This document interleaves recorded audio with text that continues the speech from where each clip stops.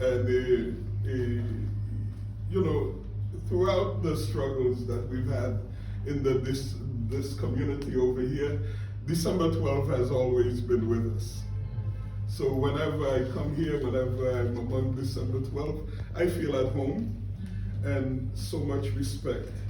And I remember when, you know, Abdel Louima, Patrick Dorisman, D-12 had delegated Robert to be with us and in all our protests, you know. So I'm home here and I'm happy about that. So with Haiti, you know, what I said to people first is that just about everything you're hearing in the mainstream news is really off, you know. It's the continuation of this narrative that we are savages, that we cannot do for ourselves, that, you know, they have to hold our hand and they have to show us the way, they have to, you know, like we just, and it's the narrative on Haiti that even before, you know, the country is officially created in 1804. This was the thing, you know. Yeah, they can't do it. They're not gonna be able to do this, you know. And today in my radio program, I do a radio program in the Haitian community, Mondays to Thursdays. It's in Creole, but I'm on BAI on Saturdays also, 4 to 5 p.m. But today, a listener had called in and he was talking about this thing about the riches of Haiti, like, you know, the oil on the ground. There's talk about iridium, you know, a lot of stuff like that, gold. The US says that there's 20 billion of gold in Haiti. But, you know, if there was 20 billion of gold, you know, if they say there's 20 billion of gold, there's probably 200 billion of gold, right? But that's besides the point. And I was saying, you know, what's his name? Napoleon, that our ancestors defeated his army. And supposedly, you know, that's what they say in their books, that when he was captured, you know, he was looking at death, and they asked him, you know, do you have any regrets? You know, you had everything going. You know this thing they say, the pearl of the Antilles, right? For the colony, the French colony of Saint-Domingue, that becomes Haiti after our ancestors rose up. But this was the richest colony for Europe, bringing France more money than all the 13 English colonies that become the United States later on. And they're like, well, you had it going so well. You had Toussaint Louverture as your governor general, and, you know, everything was going good. Why did you have to, you know, mess this up, you know? And supposedly he said that what he did in Saint-Domingue had nothing to do with money, with commerce. It had to do with stopping the progress of the blacks in the world. That's what they said that he said. And a lot of what's going on in Haiti today, you have to understand in that context, that the same people who had us as slaves, they are the same people running the world today. And nothing has changed in their agenda. Nothing has changed in their agenda. They're the ones running the UN Security Council. They're the ones with the nuclear weapons. They're the ones with the media. They're the ones with the money. All of it. And somehow, because we have so much more like bling bling today, like, you know, the cars, the houses, whatever, you know, bank accounts, things like this, there's a tendency that this has changed, that, you know, the world has changed. But the world has not changed. They look at us the same way and they treat us the same way. And because of the Haiti dared to face them, Haiti dared to fight them, and Haiti dared to win, well, they have a special kind of punishment for these uppity niggers who dared, who showed the world that, you know, their blood runs just like our blood runs.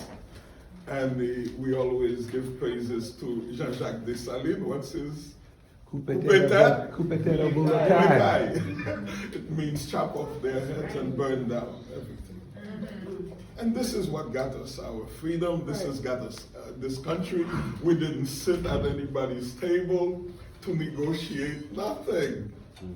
And Dessalines, when they had this particular general after Napoleon's brother-in-law was killed, and they say, you know, he died of yellow fever, right? But, you know, anyway, so Rochambeau was his name. He's the son of the one they have that street named after him in the Bronx, who helped the U.S. in their war. Rochambeau was known to be like this brutal guy. And, you know, supposedly he killed, these are the stories that come to us, that the two armies were across from each other, and he wanted to scare Dessalines, and he killed something like 1,000 black African prisoners that he had.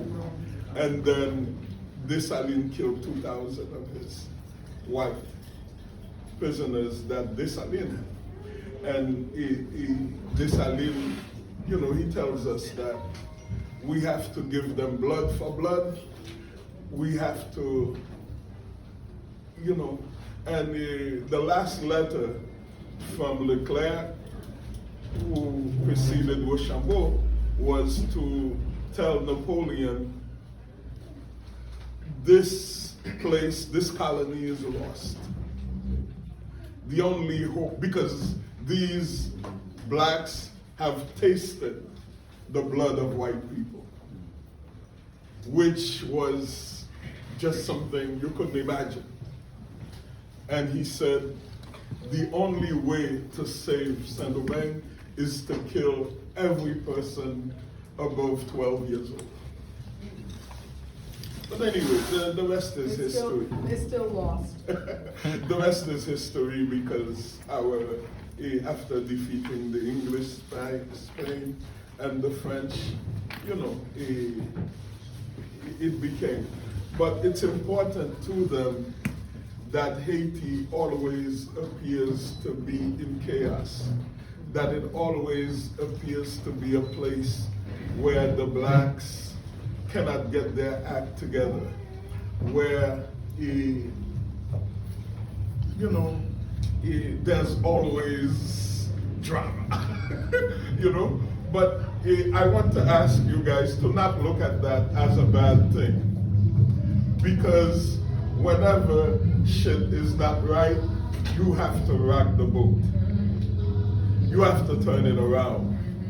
You cannot accept a reality that's not good for you just because you want comfort.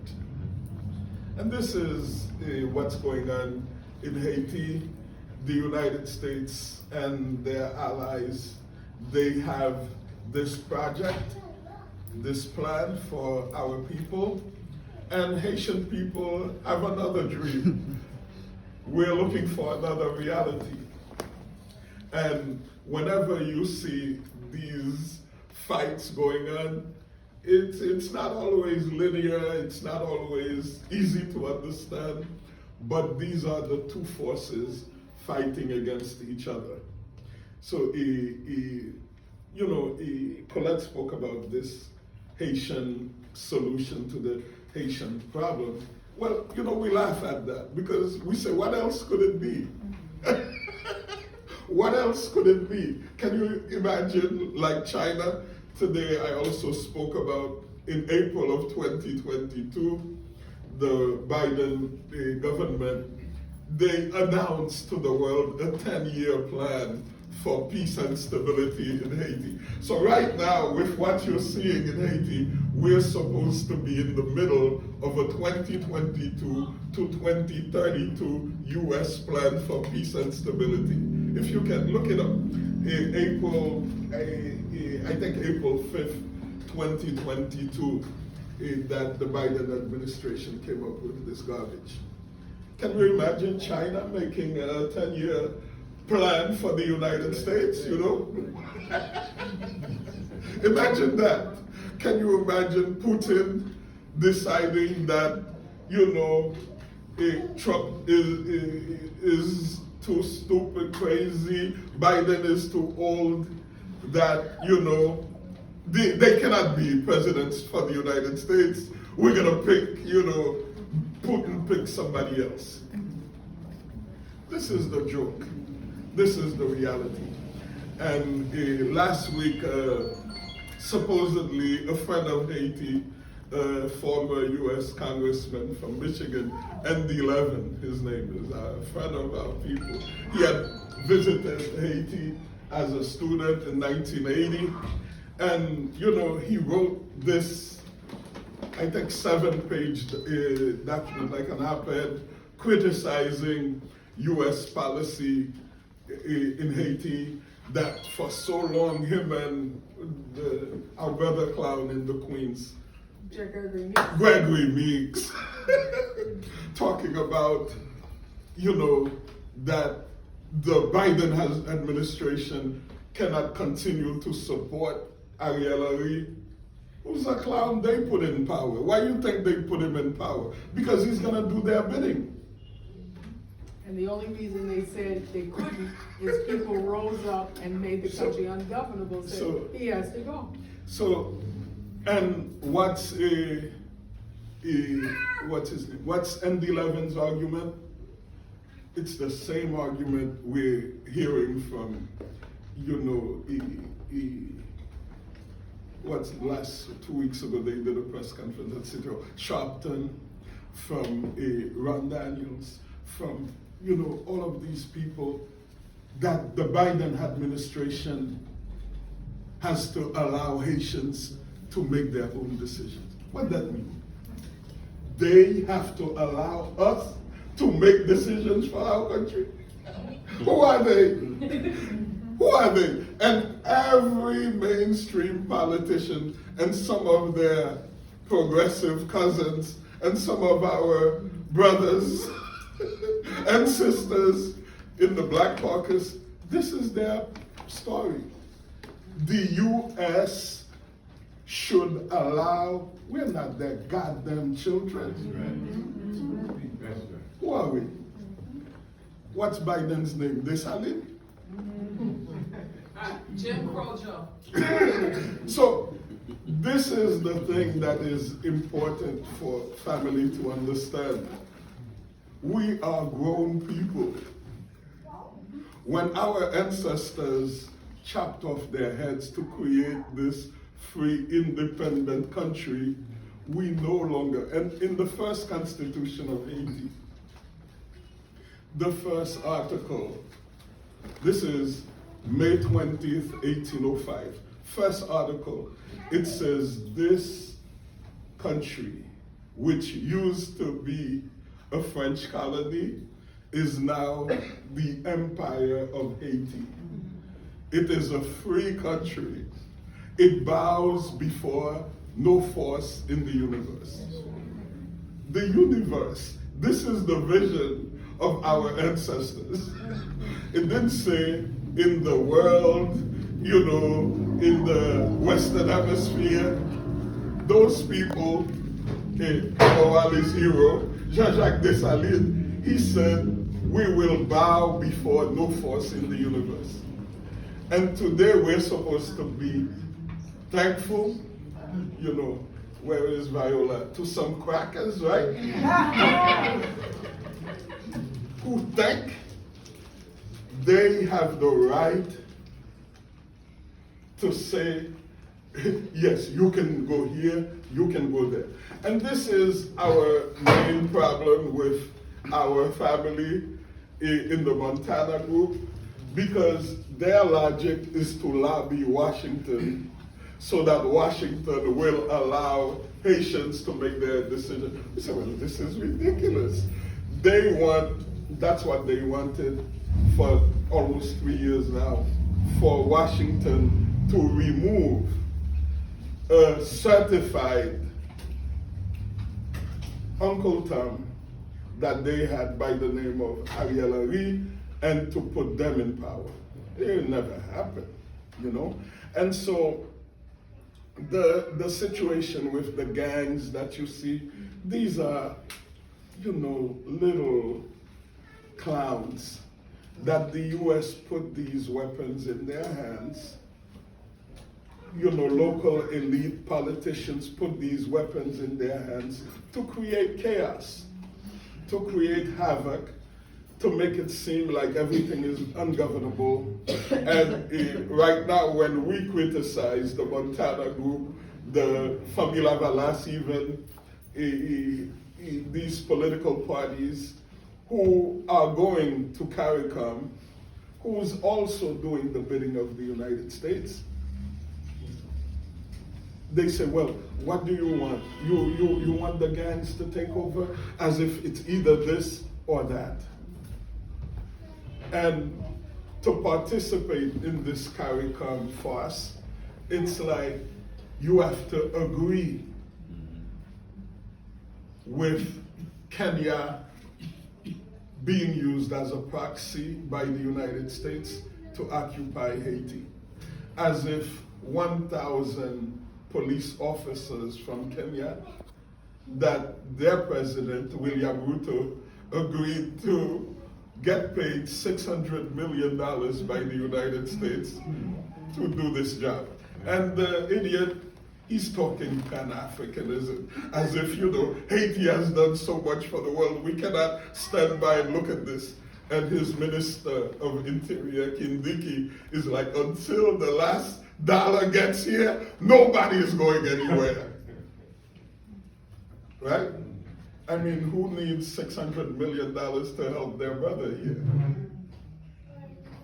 That you're so proud of Haiti, and you know, what is this about? So Haiti had no diplomatic relations with Kenya until this past September, when William Ruto was in New York, and Ariel Henry was in New York, and Blinken, Secretary of State, Minister of Foreign Affairs for the US, held their hands together and put them together, and they signed recognition.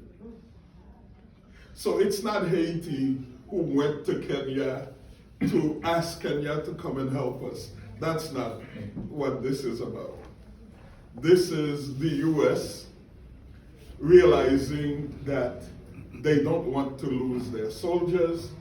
They realize that it's too ugly after so many invasions, occupations of Haiti, for them to right now in 2024, election year, to go and deal with this mess. So they find blackface. And they went all over. They tried to get the CARICOM folks to do it. CARICOM said, hey, you know, we don't have the means to go and do this. And Kenya, because of a lot of situations going on in Kenya right now, Ruto agreed to do the dirty job. But it's a dirty job. It's on behalf of the United States. So you know, the Haitian people, we always say, it's a country that was born in struggle, and the mission that Jean-Jacques Dessalines gives to us is to die in struggle, to take it wherever it has to go.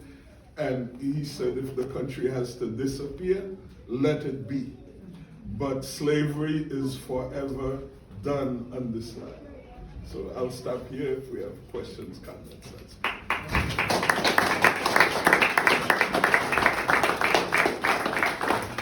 We're gonna do all the questions at the end, because we wanted to touch on the Niger, Burkina Faso, and Mali.